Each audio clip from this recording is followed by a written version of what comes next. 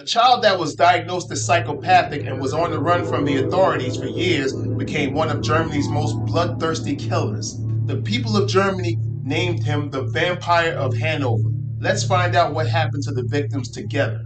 This channel is about lesser known serial killers. If you're interested, I upload new content every Tuesday and Thursday. If you're ready, let's get started. 1879, in the country of Germany, Fritz Harman was born. As a young child, Fritz was known to the people in his community as extremely effeminate. He shunned boys in general along with male activities and preferred playing with girls of his age. In class, Fritz was a constant daydreamer. This caused him to have poor grades, which in turn caused him to repeat the same school year twice. These daydreams were extremely abnormal and strange, and would become more pronounced and vivid over time. The things that Fritz thought about is what led him to become the monster that he turned into. While attending school, Fritz was also molested by one of his teachers. Attending school was a constant reminder of him being taken advantage of, so he dropped out and joined the military. After too many episodes of epileptic seizures, he discharged himself from the military and moved back in with his family. Now age 16, Fritz found himself becoming uncontrollably aroused at the sight of local boys. He would daydream often about having his way with these young boys any way he saw fit.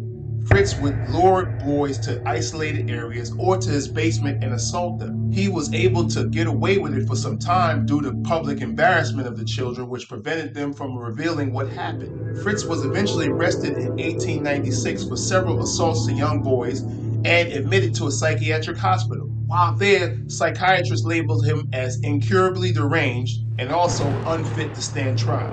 There he remained confined to the psychiatric hospital permanently. This was until the year of 1898. Fritz was able to convince his mother to assist him in his escape from the facility, where he then fled to Switzerland and returned to Germany a year later. For whatever reason, the authorities stopped looking for him, so he continued on with his life as normal. His urges and daydreams of having all of his sexual fantasies and torture with small boys never stopped. The only thing that prevented him from acting on his urges was the fear of being placed back into an insane asylum.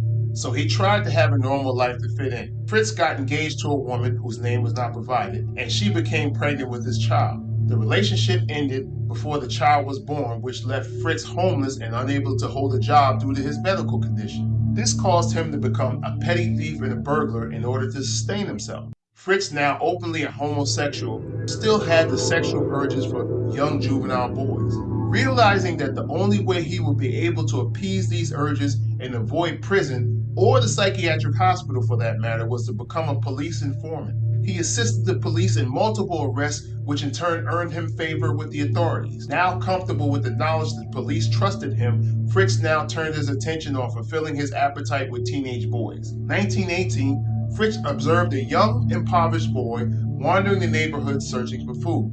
Fritz told the young boy that he felt sorry for his unfortunate circumstance, and if he were to follow him to his house, he would give him food to eat. The boy thanked him and followed him to his house. When he got there, he was fed well by Fritz. Immediately after the boy finished eating, Fritz did the most unthinkable thing possible. He lunged at the boy's throat and took a deep bite of the child's Adam's apple. He then tore the Adam's apple out of the child's neck with his teeth, covering himself, the child, and his apartment with blood. The child, unable to scream, fell dead due to the massive loss of blood. Fritz, now being drenched in this poor victim's blood, aroused him sexually, which caused him to wash himself in the blood. He was also alleged to have consumed some of the victim's blood. After spending some time with the corpse, he buried the body in an isolated area and cleaned up the blood. Now, after fulfilling this urge, he refused to neglect this feeling again. For the next 6 years, he continued to stalk young, impoverished boys throughout the city. Each of them, he would promise to fulfill whatever it is they requested in order to get them into his apartment alone. Each willfully followed him. They all met similar fates. As soon as each child dropped their guard, Fritz would lunge and bite their Adam's apple. Some of the victims were asphyxiated and died, and the rest died due to loss of blood from the trachea being ripped out of their throats. Each victim was then dismembered, placed in a bag, and then dumped in the local river. Fritz would occasionally relocate to different apartments throughout the city in order to prevent being apprehended. The authorities had no witnesses or leads. During his killing spree, Fritz had a bright idea. During the dismemberment of some of the bodies, Fritz would grind pieces of the children's flesh into what resembled ground beef. He would then sell the human flesh to unsuspecting poor residents as food. Many local residents came forward and stated that several young boys that were never seen again were actually last seen in the company of Fritz. Since Fritz was a trusted foreman, the authorities either looked the other way or downplayed the accusation. In one case, an officer went to Fritz's apartment and observed him lying in the bed naked with the body of a 17-year-old dead boy. It was alleged that the officer asked Fritz when would be a better time for him to return and discuss other matters. One day in 1924, Fritz was seen at the local train station arguing with a 15-year-old boy by the name of Carl Frum. Fritz instructed the police to arrest the child for possessing fake documents. When the child was questioned, he notified the authorities that he had been assaulted by Fritz at knife point in his apartment the previous evening. The authorities did a search of Fritz's apartment and found a gruesome scene. The walls, floors, and bed coverings were all coated in blood.